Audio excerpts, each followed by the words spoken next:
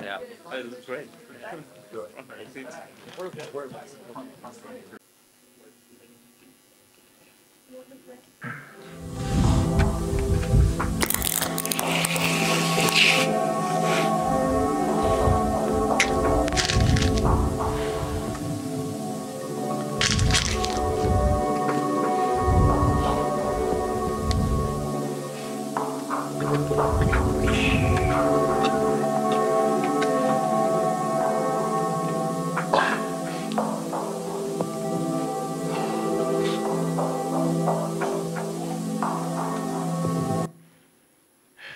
Keynote, New Extractivism, Vladan Joler. Mark Zuckerberg auditorium version. Hi, welcome to New Extractivism. Your keynote speaker tonight thinks of Facebook as an enormous black hole that, with its gravity, creates a field so intense that it attracts and swallows all its users. So imagine yourself on Facebook swimming against this platform's gravitational force.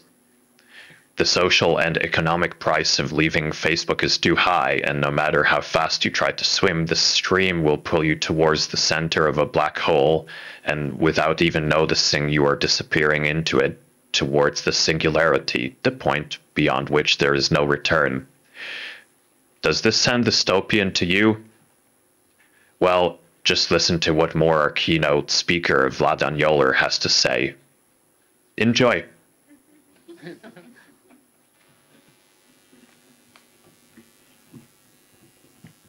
Yeah, it's hard to match up with Mark Zuckerberg, of course, when he's been introducing this keynote speech. But I prepared a few papers to actually try doing so too, because New Extractivism by Vladan Joler was waiting on the side to actually walk over to the lectern there. And I wrote down this. I'm going to put this on light. We are witnessing and we are subject of a new form of extractivism, reaching into all corners and layers of human life. Yeah, I know in the mic, but then how to do with the light? Well, just sit down like this. No, it's all right. It's not about data points, hardware, or networks only. It affects capital, labor, nature, and everything else.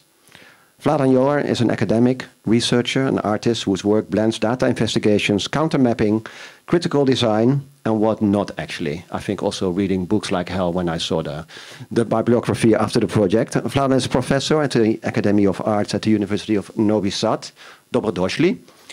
Vladan is the founder of Share Foundation and leads his lab. He has curated and organized numerous events and gatherings of internet activists, artists, and investigators. That is perhaps because his artistic prehistory is rooted in media activism and game hacking. Last year, he presented from a hotel room in New York, but now he's here with us, and you are here with him. What can we say? Fasten your seatbelts, because opting out is essentially a fantasy. Good luck, everybody.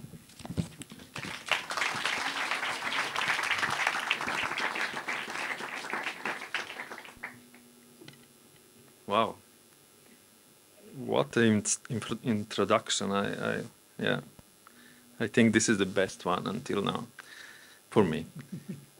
But anyway, I'm also completely scared. Last time when I was like doing talk in Netherlands, in Holland, I was the things that I was showing was called as postmodern terrorist poetry that should be forbidden.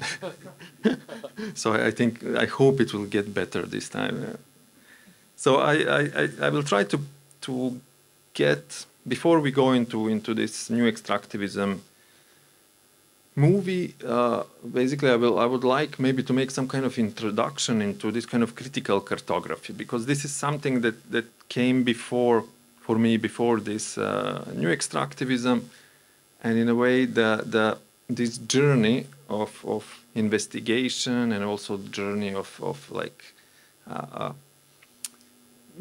looking into those kind of like untransparent layers of technology, of networks, of planetary scale systems, is something that precedes this kind of madness and craziness that you will see after. So this is just an intro for you, not to think that I'm completely lunatic.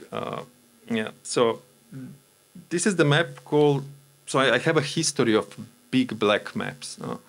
So this one is called Anatomy of an AI System, and it's done in 2018 with Kate Crawford. But basically this map, just to explain this idea of counter cartography and critical cartography, is basically a result of like, let's say, some kind of 5-6 years of investigations that really started some kind of not with the idea that we'll end up with this.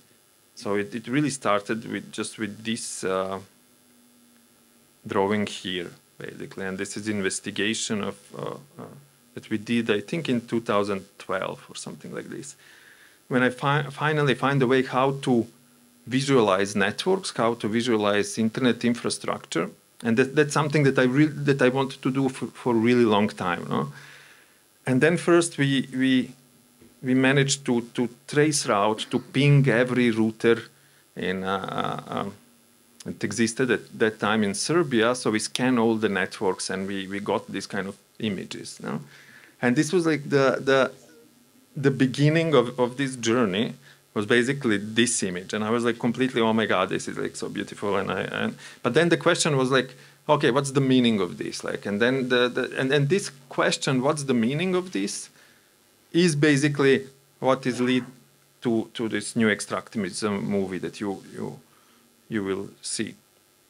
And then from there we say, okay, now we understood how to see networks, how to see this kind of one of many invisible layers. So this is this kind of like a communication infrastructure layer. And then from there it went further and further and further. So first we said, okay, now we see the network. What is behind the network? It's a data center. Then we started to investigate data centers. Then what is behind the data center is basically some kind of like algorithmic processes. And that was like the first big black map. It's this one called Inside Facebook Algorithmic Factory. And that was like a first attempt to basically visualize the process, what's going on within this factory. You know? So on the left side, you have like all the different data types that they are connecting and how they're connecting. And then in the middle, you have some kind of structure around data centers, how the data sets are being basically stored, how they are being organized, and then at the end, how they're being sold to what is basically the product. And this question of factory, that was something that was like intriguing me from the beginning, you know? Because like you see, okay, there is something going on there, no? At the end of the process, you have like millions, trillions dollars per year coming into somebody's pocket. So it must be some kind of factory. But for me, it was like always the question, like, you know, like how this factory is functioning, who is working in this factory. And then I was like asking questions, you know, what is the resource, what is the labor, what is the product, and so on and so on. But even when we were like doing this investigation, it was you know, all of those maps that I was making, it's completely, they're kind of on the border of fantasy, because like even they look really technical. They look like, you know, they present some kind of like ultimate truth. They are fantasy about transparency. So they are fantasy about idea that you as a little human being, you as a user, can somehow go through all of those layers and can somehow see the picture. And this is why they are so naive in a way, in a sense of like they represent fantasy. Even when I was doing that, I was never thinking about them as a fantasy. I was like completely into this. I can do it. I can find a way. And it's really, really super interesting. You know, I was like thinking for many years that I'm some kind of detective, you know, who is like even wanted to go to school for the detectives, you know, like, and I apply in the Ministry of Police in Serbia. But yeah, it was not what I was expecting, you know. So I was thinking, yes, I can do with like a technical research so basically each of those segments, every line on the map or every dot on the map have maybe different kinds of methodology how to get there. You know, sometimes you are reading like thousands of pages of some kind of really boring report, or sometimes you are doing some kind of trace routing. Sometimes you're trying to do some kind of reverse engineering. And I had in team one friend of mine who is cyber forensic. And then it's also like this kind of idea of forensics. It's super interesting for me because, like, you know, this kind of like flirting with the idea of dead body, you know, but in a sense, what I like about it is this kind of idea that within those infrastructures, within those lines and all those relations and those flows, there is basically a crime. You know, it's a crime against us, crime against humanity, you know, in some sense. So for me, this is why this kind of idea of cyber forensic in that sense was super interesting. But the problem, it's like, once you start to do that, you understand that basically there is like, you know, every map that I'm doing, it's like 1-2 years of research. No? And then during I'm doing research, this thing changed millions of times. No? So basically what we are seeing here, it's a system that is constantly changing and fluctuating, and all of those like algorithms and settings within these systems are being constantly changed. So in a sense, like even we try to understand the picture that we are having, it's some kind of really old map, you know, like a map from like first century in which like half of the continents doesn't exist or everything looks funny, you know.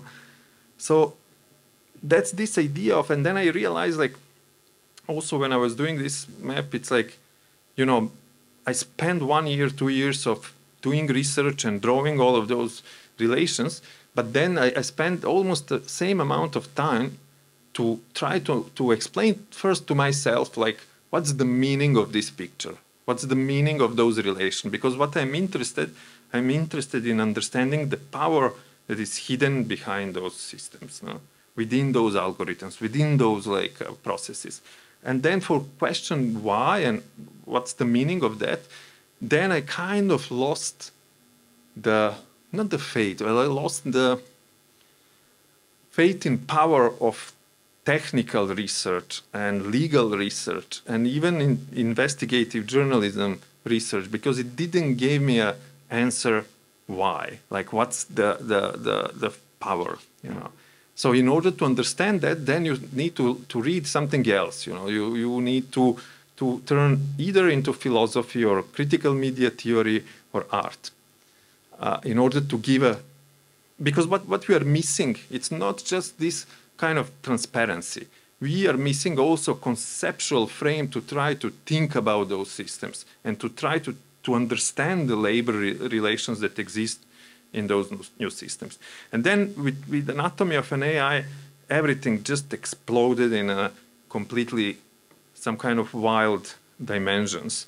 Because like, for example, what you see in this map, in the previous map, it's just this little part here. So, and basically, so what this map explained, it's explained this kind of extended anatomy of one single device. And in this case, it's a Amazon Alexa device, but it can be many other devices. No? So it explains this kind of, because what we are when we are interacting with those devices, we are just communicating with some kind of interface, but the real body, real anatomy, is basically much bigger. So this middle line here is, I spent those like 5-6 years just trying to learn how to investigate this one line, you know, how to disassemble the object, how to follow the internet packets, how to map the internet infrastructure, how to understand basically how to find those data centers, how to investigate them, and how to understand algorithms and so on. But that's just, and then I realized, like, okay, when basically I had this kind of explosion of dimensions, is when I realized that in this one line, the story can go in many different directions. like it can go in many different dimensions, you know, like for example, if you just start to follow, now here it's an internet router, but if you don't follow the cable that goes into, I don't know, data, whatever, if you go into direction of electricity, you will end up in another planetary scale system of electricity, you know, like, and you will end up in some mine where people are digging coal or whatever. So then I started to understand this kind of hyperdimensionality of those systems. And in order, and this is when this map basically exploded in this kind of left and right side, and especially with this wonderful human being called Jussi Parikka and his like geology of media. I was thinking, okay, now let's try to see those objects that are constituting this infrastructure from the position of Earth. And then I realized, you know, when you turn the time back, like 40, 50 years, all of those like systems and data or whatever were all different kinds of rocks. And each of those rocks can tell you a different story. And if you follow all of those rocks, but then the story became completely different. You know? So you are following then, you know, there is a mining, there is a, you know, a lot of smelting, refining, you know, shipping all of those goods from one part of the planet to another. It's a completely madness, no? And in a way, so then I started to investigate those supply chains, and then I realized those supply chains are also some kind of like black boxes, in the similar way of the black boxes that I was thinking, you know, it's a data center algorithm, so black box is AI is a black box, but the supply chain and the planet itself, it's a black box. The capitalism is a black box here, no? And in a way, this is why this map became so, I don't know, important for me, but also I think for other people, because this map was kind of like the one that went to all of those like big museums and exhibitions and stuff like this, because it connected these kind of different parts of extractions, you know, because like usually we are speaking about, you know, relation between us and Facebook, you know, like, and then data coming, data going, they're collecting this, and then it's a new type of labor. Great, true. But also, like, if we start to see things from this kind of really zoom out perspective and include nature into equation, then we are seeing another complexity of the problem. We are seeing that all of those things, systems are not just about exploitation of human bodies on data or whatever. It's also exploitation of nature. And then we are seeing not just this new type of extractivism, but some kind of really old type of extractivism that we can follow up from last 500 years. So we can call this colonialism, new colonialism, or whatever, but it's a new type because like all of those things are, you know, like the extraction of different minerals, mostly from the south, and so on, so on, so on. And while I was doing all of those investigations and drawing all of these maps, I fell in love basically in this kind of visualization of because, like, for example, for Facebook research, I needed to read thousands of patents, but I fell in love, and the way how I was researching them was mostly through pictures. So I fell in love with these kind of drawings of, like, patent drawings. And then I was thinking and started to make these kind of little drawings of, like, how it will look like to visualize different kinds of concepts and philosophical ideas in form of patents. So how it would look if Marx wanted to patent his Marxism into some kind of drawing, and how this drawing would look like. And so I had a lot of fun doing it. And this is how I started, of course, during the COVID to draw this kind of mad video that you are going to see now.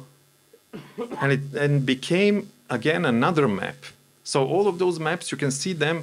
So one map is a part of another, another is an extension of other. But this map is some kind of really nice conceptual layer or philosophical layer or poetic layer on top of those other maps. Because this map, it's a result, basically, of all of those like investigation into meaning of these infrastructures that I was like researching. And now I will play this, and then I will stop and try to maybe give some kind of reflection on each of those like chapters. An assemblage of concepts and allegories. The word assemblage is usually understood as a collection or gathering of things or people, a machine or object made of pieces fitted together, or a work of art made by grouping together found or unrelated objects. This map and accompanying footnotes are precisely that. One big messy assemblage of different concepts and ideas, assembled into one semi-coherent picture, or let us say a map, a worldview. 1. Gravity. Like Einstein's theory of relativity, massive objects curve the space and time of the topography of the Internet, proportionally to their weight, defined by the number of their users and content. So we can think of massive monopolies and conglomerates such as Google and Facebook as enormous black holes that, with their gravity, create a field so intense that it attracts and swallows the content and users. So basically, but this map, this idea of internet gravity, I love it. I love it. And I first hear about it from the artist Louise Druhl. She did in her MA page some kind of drawing on that topic. But this is something that I also saw in investigation. Once we were like doing with Tactical Tech, some kind of investigation of some journalist. So we had his browsing data. So we collected his browsing data for like 3 months and then did some kind of investigation, try to find where he lives, try to find where he sleeps, try to find everything. But then when I created a network graph out of all of this browsing history, I saw those big black holes, basically black circles, basically that you see like Google, Facebook and others as some kind of places where we always went going to and from to. And this is really something that was like sparking my imagination about this, like why if we think really about those places as they have a gravity, that is basically attracting us, and this gravity is then creating this kind of like Einstein space of like curving space and time, and like it's a wonderful metaphor, no? 2. Forces. Many other potential vectors and social forces contribute to that gravitational force. The fear of social isolation, economic and professional insecurity, unrealistic expectations of efficiency and productivity in the adapt or die environment, tailored addictions, depression and anxieties. These are just some of the other vectors that constitute social forces that keep us, with or without our wish, attached to those platforms. So basically, and then I was like developing this idea of, okay, what is the gravity? And Louise, she's like speaking about this gravity in terms of numbers of users, no? But then like it's not just about numbers of users. It's also about all of those like different relations that we have there, And in a way, like trying to understand what exactly is that gravity is basically something that can give us maybe potential answer to understand how to run away from that gravity, how to have this kind of like energy and in which direction to escape, to have this kind of escape velocity. And the thing is like, so my thoughts were like, it's not just number of users, it's also all of those kind of different things. So for example, for me, there are many of them. You can think about all of them, But for me, more and more, it's about this kind of like what I really don't like. It's this kind of a reputation economy, and the fact that we need all the time to be part of this reputation economy, and how everything, it's like how many likes we have, and this one, what Han is speaking about,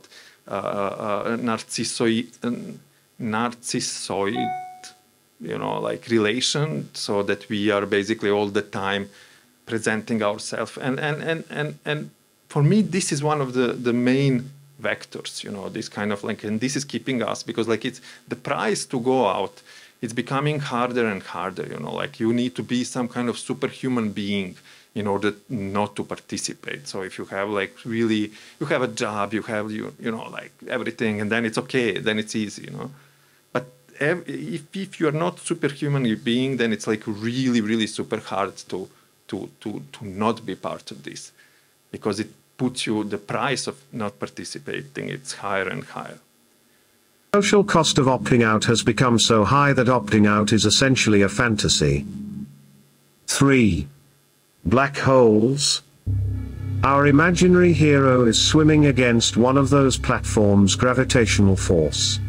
As they glide towards the singularity defined by the mass of these giants, users and content pass beyond the event horizon, the imaginary boundary in time and space, beyond which there is no return to the outer part of this universe. The event horizon defines the line after which the social and economic price of leaving those platforms is becoming too high. No matter how fast they try to swim now, the stream will pull them towards the center of the black hole. And what is really super cool also in some kind of metaphoric, poetic way, it's this kind of, the thing is that you don't feel when you are crossing the point of no return, when you are falling into the black hole. No? Without even noticing, this story's actor is now falling towards the hole into a new allegory, the cave. 4. Allegory of the cave. So now we are going to surf from one crazy allegory to another, to another, to another, trying to, but this is like an exercise in a way of trying to move our muscles, brain muscles, in order to try to find a way how to speak about this, and maybe to try to find a way how to what takes place at the bottom of this metaphorical black hole can be described through Plato's allegory of the cave. Plato describes a group of people who spend their entire life chained to cave walls looking at a blank wall. These people are watching the shadows of real objects projected on this wall, giving them names and meanings. In our story, the script and directing of this performance of shadows are entrusted to human algorithmic machines that regulate, filter, censor and moderate the projected content on the walls of the cave. The existing elements and content that exist outside this cave and horizon of events create an information flow, a theater of shadows. 5. Walls. The cave and tower walls are constructed of multiple opaque layers and built mostly by ghost work or invisible labor. The bricks of this structure are made of black boxes, closed. It's basically about all of those like things that I was like investigating before. Like those are all of those layers of untransparency, you know, like sometimes the hardware itself, it's not transparent, or you are not able to open it, or you are breaking it when you are opening it, and then the interface or the networks are untransparent, the algorithms are everything. So those are kind of the walls of those infrastructures. Maybe it's a kind of stretch, no? But I needed to find a way, what are the walls? But it have a sense also. Code and hardware, glued together with the invisible network infrastructure. They are covered with layers of corporate secrets, patents and copyrights. 6. The interface. Interfaces are framing and structuring the projected algorithmic spectacle of images. Even though they are a direct manifestation of rules, regulations and taxonomies, they successfully obscure what is hidden beneath them. They define directly or indirectly what we can or cannot do. They are both tools and discursive frames. So they are the interfaces are super important in a way to think about, because like as I said here, they define the rules of the game. You cannot do anything else except what is like made for you to do by the interface, you know. So many tweets, or so many letters in one tweet, or the images are squared in, it was before in Instagram, and so they define the rules of the media. So when we are creating, in a way, according to those rules, but they also define the wider rules. So for example, the rules, it's to have more hearts or more shares. So we are all competing in those rules that are defined within the interface. So in a way, like the interface, it's a reflection of of power, but also in some cases interface is also a way to see into. So for example, because we were like using the interfaces a lot to scrape them, to get data out of them, but basically they have this kind of dual function, like hiding, ordering, but also being some kind of like a black wall that we cannot watch like behind them. They are instituted as an order of discourse and embodiment of the discipline power of the platform. This cave is not only a prison cell, but it carries out the function of a factory hall and a resource extraction apparatus. The prisoner performs their threefold function as a worker, a resource and a product. This is the key triangle basically here, this kind of relation. And what was like interesting for me, because we tried to this triangle of basically it's this kind of Marxist dialectic of subject, object, whatever. It appears first for me during the Facebook investigation as a way to start to think about that. But then in Anatomy of an AI, we kind of draw this kind of side lines of anatomy through those triangles. But what was interesting for me, it's like this kind of position of like being labor, resource, and product in the same time. And how we are constantly switching between those positions, and how we can define, and even like to think, for me, like relation between resource and labor, like, you know, if I think about like, you know, like my body as a resource, then like who's doing the labor behind this resource, and it's against me. So it's all the time some kind of fractal relation between labor and resource and products, and it's a kind of mess. But I think here within this triangle there is maybe a way to understand this potential new 7. relation. Shadows and capture agents. The spectacle of a constant flow of information projected through the interface creates a digital shadow on the opposite wall of the cave. The projected digital shadow on the wall is a resource field where thousands of capture agents, tentacles of the rhizomatic surveillance complex, extract information. Every movement or emotional reaction is being recorded continuously. These capture agents can take many forms and sizes. From the tiny pieces of code, crawlers that wander the web, over the sensors catching heartbeats and surveillance cameras capturing our faces, to the complex network of satellites orbiting Earth. They can see our shadows through a full range of the electromagnetic spectrum. They can be invisible or massive like a 500 meters wide radio telescope. The process of quantification is reaching into the human affective, cognitive and physical worlds. Every segment of our existence reflected on our digital shadows can be seen as a form of direct or indirect labor producing data as a behavioral surplus.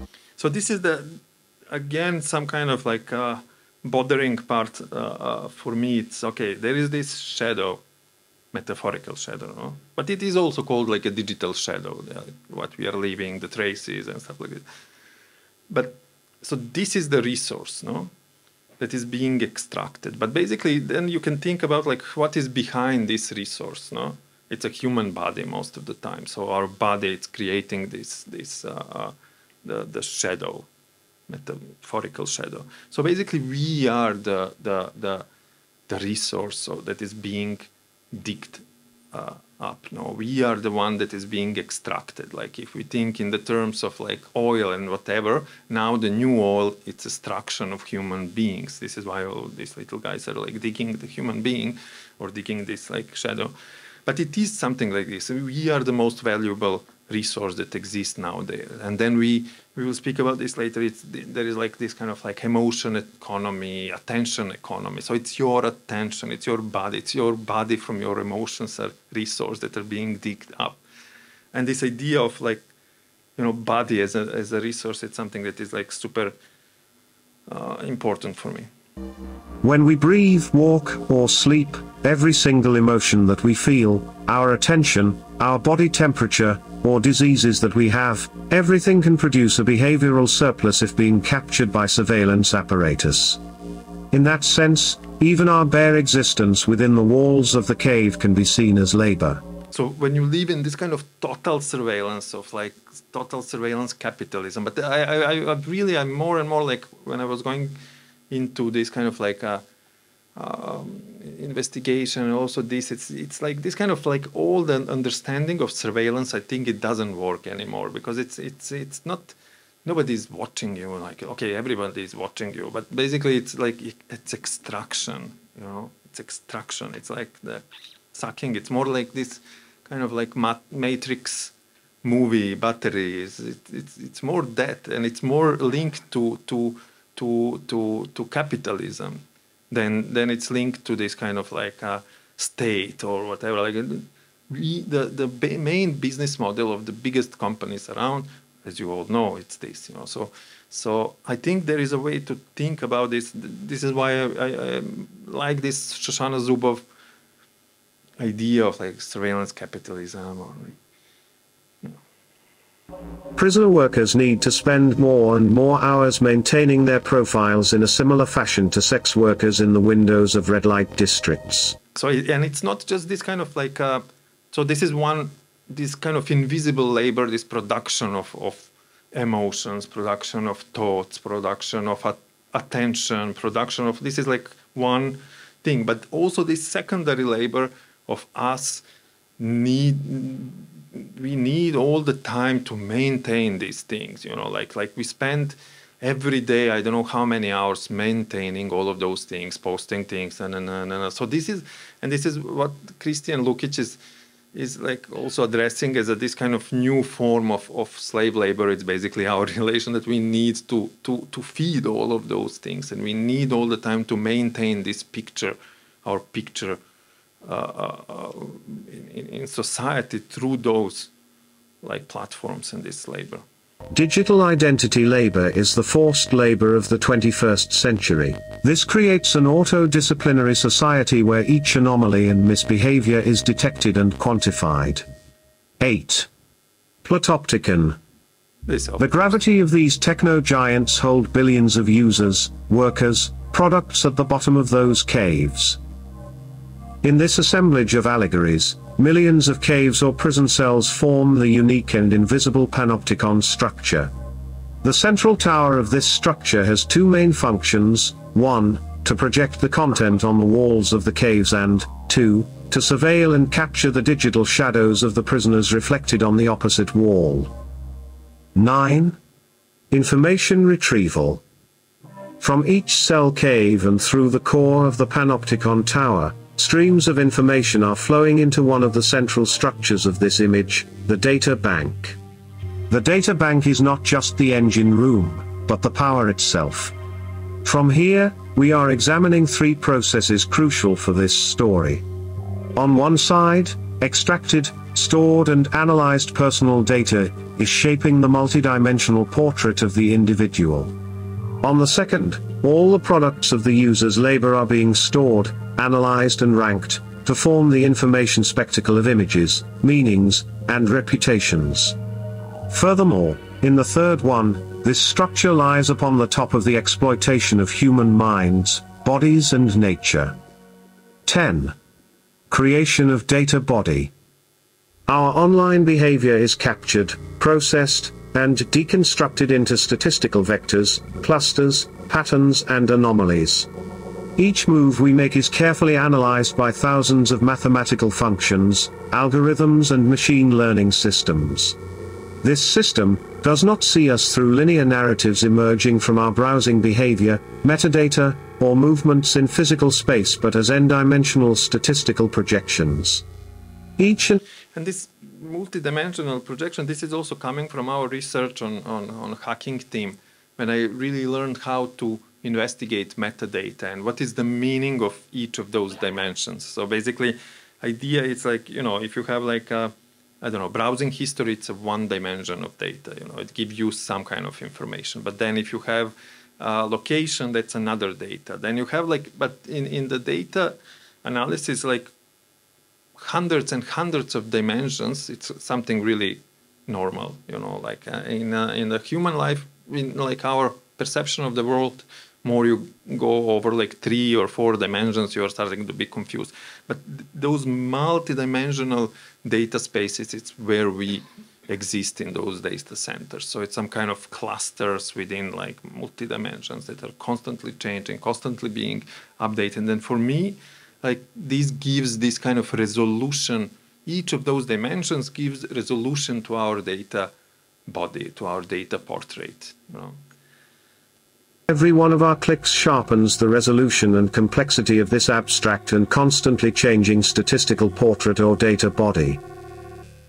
11. Individuals. These multidimensional data portraits of the individual, consisting of millions of data points in hundreds of dimensions, can be seen as what Deleuze will name individual.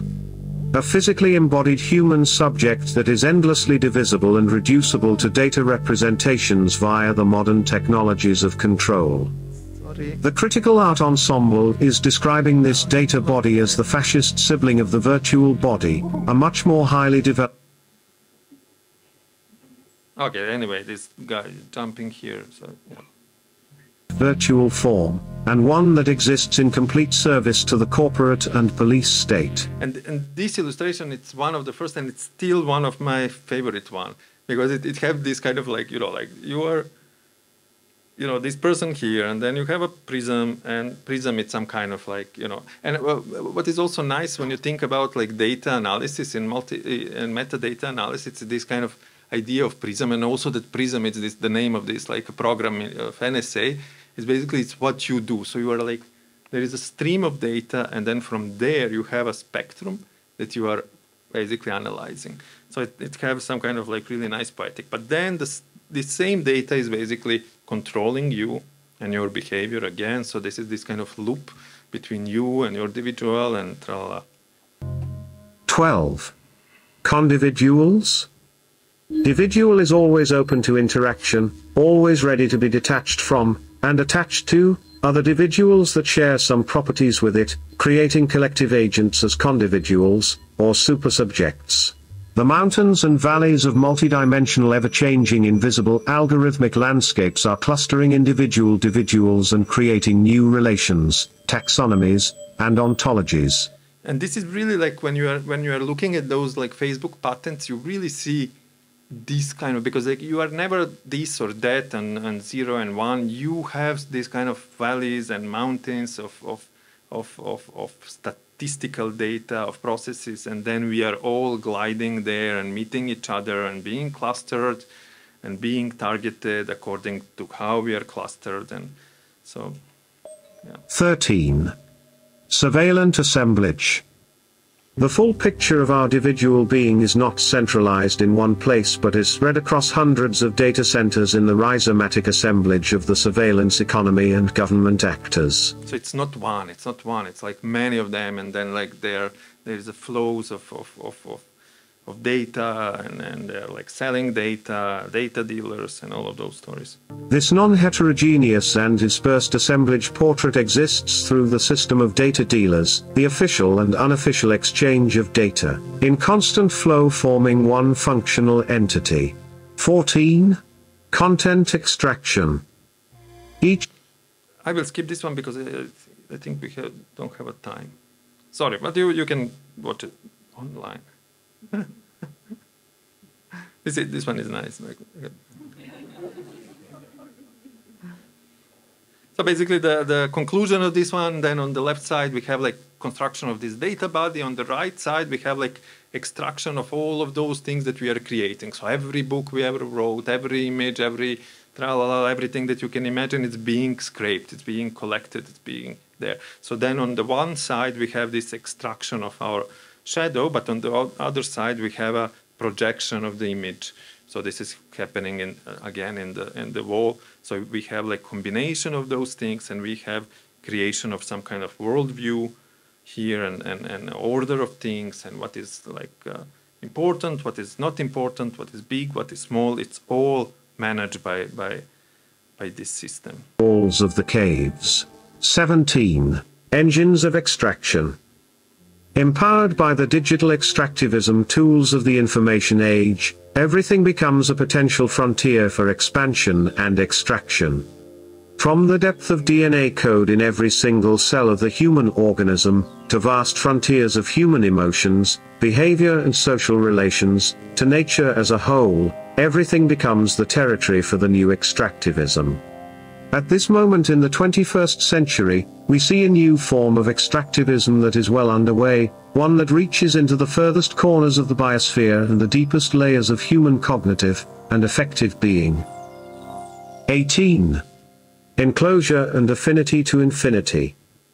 In the transition to the information age, capitalism was given a chance to satisfy its affinity for infinity. So, why affinity to infinity? It's like, in the beginning, you have like, the 18th century, 19th century, it's like running for resources. So if you think about all of those magnates, like big like new bourgeoisie, for example, in United States, is based either on the infrastructure, so it's rails, either on extraction of resources, colonialism, extraction of resources. So it's about land, it's about, but it's already done somehow. No, the cards are already being distributed. So the thing is, like, in order to continue this affinity to infinity, you need to create new frontiers. No, you need to create new resources. So what are the new resources? It's now, in this sense, it's our bodies, but it's kind of an unlimited resource, because you can go deeper and deeper and deeper, and then we can think about our heartbeats as a resource, and then you have, I don't know, this kind of wearables, Strava application or whatever. Then you can think about our emotions as a resource. But Facebook is running on extraction of our emotions. Then you can think, but you can also think about our dreams, about our hopes, about our conscious, subconscious. So the dimensions of those resources are expanding into like any direction. And then in the same time, you have thousands and thousands of startups, of like all of those people, because this is the new gold, this is the new oil. It's to go and to find a way, what is the next thing to extract? Is it now emotion? Is it now, what is now hot? Like now we have like, I don't know, ChatGPT, and now we are going to take all the books that exist in the world. Now the books and the scientific papers are new resource, because everyone needs this to train artificial intelligence. So this kind of like expansion of what is the resource, it's like completely gave this kind of new renaissance of capitalism. And this digital capitalism is basically what we are extracting. But unfortunately, it's our body most of the time. To form and conquer an infinite number of new territories, to create new mechanisms for the accumulation of capital within these new spaces, and to formulate new forms of exploitation. Once the territory is invaded, the process of enclosure and exploitation is established. And this is super important, this enclosure. It's like, now you have a territory. Now I found the territory, I find a way how to extract heartbeats. And now I'm going to enclose this territory, enclose this resource, and try to be the only one, and basically enclose the resource and commodify the resource, commodify heartbeats, commodify whatever you can think of. And then if you are thinking about, and this is our new map that we're going to publish now in a few weeks, it's about history. It's about 500 years of this, 500 years of enclosure, 500 years of like the same process of like finding a territory and then enclosing the territory, transforming this into the profit. New forms of extractivism are expanding into the territories far behind the biodiversity and knowledge enclosure. This is why we are not speaking anymore just about the knowledge economy, but about the attention economy, emotion economy, and many other new economies being born from the invasion of new territories of extraction. 19. Fractal supply chains. Supply chains hidden behind the engines of extractivism are black boxes as much as neural networks or algorithms hidden behind interfaces. Each triangle of this fractal represents one phase in the production process, from birth in a geological process, through life as a consumer product, and ultimately to death in an electronics dump. Within the fractal supply chain, we see a perpetual dance between human labor, non-human labor, Earth labor and automatization. We did now, like a few months ago, we wanted to do deep dive into A100 graphic card that is being used for training of AI. So we find a way how to scrape some obscure website for supply chains. And the problem, we got the table that have 2 million lines. Basically, not 2 million companies, but it have hundreds and hundreds of thousands of entities that are part of this like planetary scale system of production.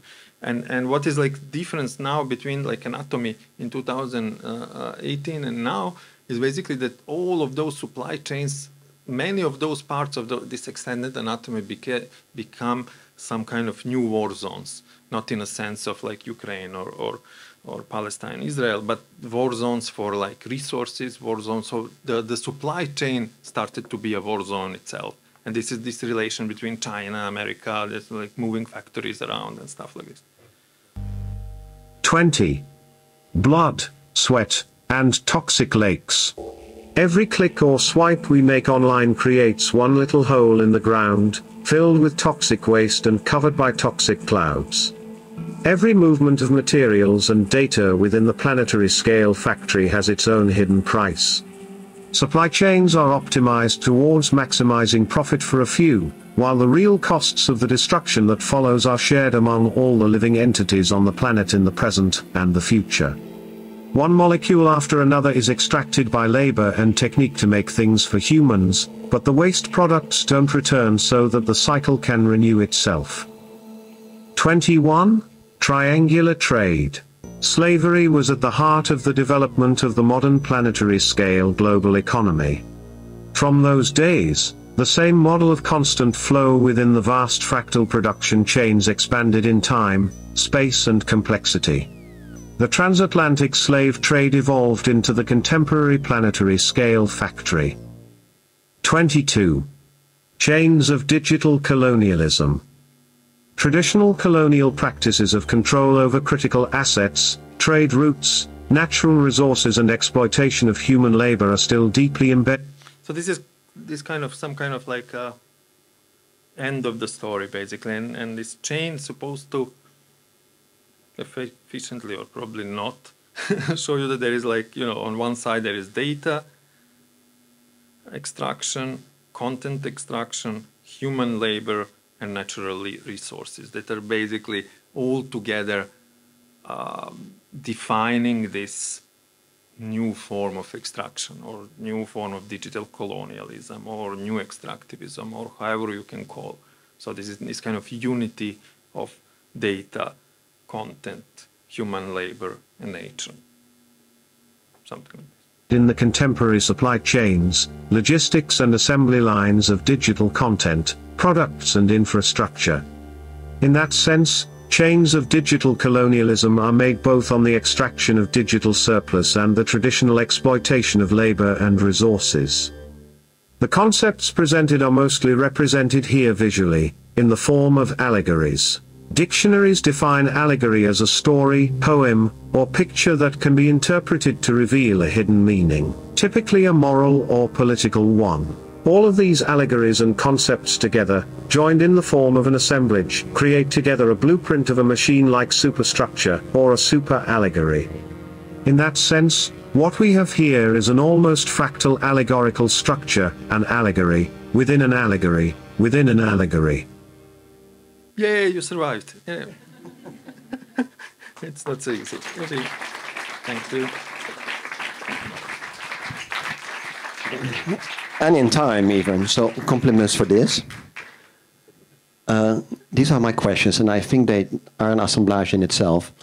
So if you allow me, then I'm going to ask a first question, and then of course there's space for you to ask a few questions too. Vladan, are you familiar with the movie Soylent Green?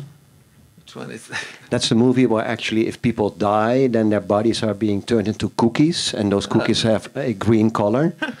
Because it is actually a little bit in this system that really demystifies internet and all the interfaces we are, and the users and the feeders and the slaves. So we're actually feeding on our own bodies all the time. It's almost cannibalism in a certain sense. And this dismantling of what is all behind the smooth interfaces. And I think in the old days of capitalism, there would be, and certainly in the early days, when we would produce things, we would know from start to end how it was produced, whether it was a wooden table or a bread. And then, of course, there came complexity into play, and now nobody understands what is happening behind. So with the critical theories of people that were explaining our ever more complex societies that are turning a spectacle. No, it's not much more about production of things, but it's about the spectacle that we're all the time reproducing to feed ourselves and to feed all those others. The one guy that wrote most about the society of the spectacle, and I think you quoted him in the list, is Guy Debord, of course, but he had two ways out for himself in the society of the spectacle: to turn things around, détournement, and to actually hack mapping for walking around in a different way, psychogeography. But then in the end, he had to conclude that actually those two strategies also contributed to the society of the spectacle. So the one thing he could do was commit suicide. I'm not asking you to commit suicide, but how do you think we ever get out, if there is any way out? Yeah, this is all the time the question that is coming. Sorry. Yeah. But and I'm really not the best one for giving those answers. But I think there is no one. And the reason why I did this, it's like, okay, mostly for myself, because I really enjoy doing this and combining all of those things together and creating those weird relations and stuff like this. But it's mostly to try to, because what I think we are living is some kind of crisis of philosophy, crisis of social sciences that are being kind of eaten by this kind of techno solutionism and all of those things, and we need somehow to train to think about it. Maybe wrong, maybe probably all of those things. Maybe they don't have a sense, but especially combined like this. But I think it's really important that we think about it, because we need to find a way how to define those relations, how to, and on the discussion about Facebook before, this is like one of the way to do it. Like, let's try to think, maybe it should be ours or whatever. Like, we need to try to find a way, but it's like really hard because we don't understand exactly what is the labor there. We don't understand labor relation. No. And this is why we will need some time to come to this moment to demand labor rights in relation with Facebook. But I think like playing with those concepts and trying to find the words and trying to find the meanings, it's like really important. But then why I'm coming before this with the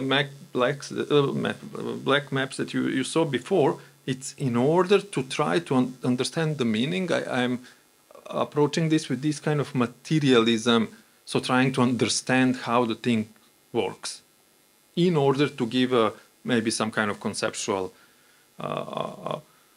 thought about like what kind of power it's there and how potentially I can fight with. And then I really like this idea of escape velocity, and how much, and it's tough because like in order to have escape velocity, to leave the Earth with the rocket, you need to spend a lot of energy. But once you are out, you are out. You can fly and you can go fast and reach another star or whatever.